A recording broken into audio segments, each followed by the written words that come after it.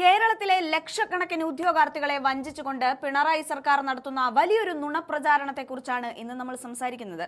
3 ലക്ഷം നിയമനങ്ങൾ നൽകി എന്ന് ദേശാഭിമാനിയും സൈബർ സഖാക്കളും നാട് നീളെ പാടി നടക്കുമ്പോൾ അതിന്റെ പിന്നിലെ പച്ചക്കള്ളങ്ങൾ കേട്ടാൽ നിങ്ങൾ ഞെട്ടും.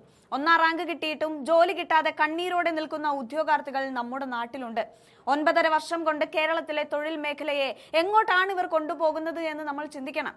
എന്താണ് ഈ 3 ലക്ഷം നിയമനം എന്ന കണക്കിന്റെ രഹസ്യമെന്ന് നോക്കാം. പാവം ഉദ്യോഗാർത്ഥികൾക്ക് PSC വഴി കിട്ടുന്ന നിയമന ശുപാർശ അഥവാ അഡ്വൈസ് മെമ്മോയെ ആണ് സർക്കാർ നിയമനമായി കണക്കുകൂട്ടുന്നത്. പക്ഷേ അഡ്വൈസ് മെമ്മോ കിട്ടിയ എല്ലാവർക്കും ജോലി കിട്ടാറില്ല എന്നതാണ് വാസ്തവം.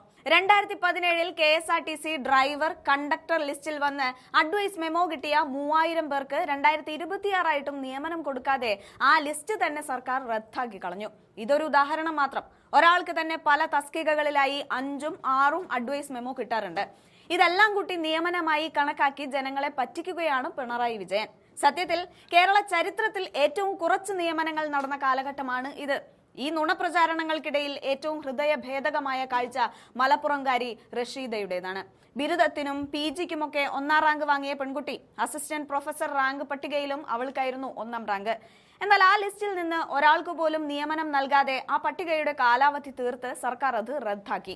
പഠിച്ച് 1ാം റാങ്ക് വാങ്ങിയിട്ടും ജോലി തരാൻ ഈ സർക്കാരിന് കഴിയില്ലെങ്കിൽ ഞാൻ ഇനി കുട്ടികളോട് എന്ത് പറയും എന്ന റഷീദയുടെ ചോദ്യം കേരളത്തിലെ ഓരോ വീടുകളിലും മുഴങ്ങേണ്ടതാണ്. PR ഏജൻസികൾക്ക് കോടികൾ കൊടുത്ത് നുണകൾ പ്രചരിപ്പിക്കാൻ സർക്കാരിന് പണമുണ്ട്. പക്ഷേ 1ാം റാങ്കുകൾക്ക് ജോലി നൽകാൻ പണമില്ലാത്ത അവസ്ഥയാണ് ഇന്ന്. നിയമനം നൽകുന്നില്ലെന്ന് മാത്രമല്ല, ഉള്ള ജോലി കൂടി ഇല്ലാതാക്കുകയാണ് ഈ സർക്കാർ ചെയ്യുന്നത്. KSRTCയിൽ മുൻപ് 38,000 ജീവനക്കാർ ഉണ്ടായിരുന്നിടത്ത് ഇന്ന് കേവലം 2200 പേർ മാത്രമാണുള്ളത്. KSEBയുടെ അവസ്ഥയും ഇതുതന്നെയാണ്. സ്ഥിരം നിയമനങ്ങൾ ഒഴിവാക്കി K-SWIFT പോലുള്ള പ്രൈവറ്റ് കമ്പനി രീതിയിലുള്ള സംവിധാനങ്ങൾ കൊണ്ടുവന്ന് കരാർ നിയമനങ്ങൾ മാത്രമാണ് ഇപ്പോൾ നൽകുന്നത്. ജോലി ചെയ്യുന്നവർക്ക് കൃത്യമായ ശമ്പളമോ ആനുകൂല്യങ്ങളോ ഇല്ല.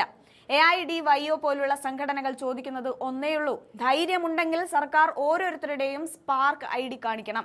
പക്ഷേ ഈ നുണക്കണക്കുകൾക്കിടയിൽ സർക്കാരിന് അതിന് സാധിക്കില്ല. ഇത് കേവലം ഒരു രാഷ്ട്രീയ ആരോപണമല്ല, മറിച്ച് നമ്മുടെ നാടിന്റെ ഭാവിയെക്കുറിച്ചുള്ള ആശങ്കയാണ്. ഉദ്യോഗാർത്ഥികളെ ഇത്രത്തോളം വഞ്ചിച്ച മറ്റൊരു സർക്കാർ കേരളത്തിൽ ഉണ്ടായിട്ടില്ല.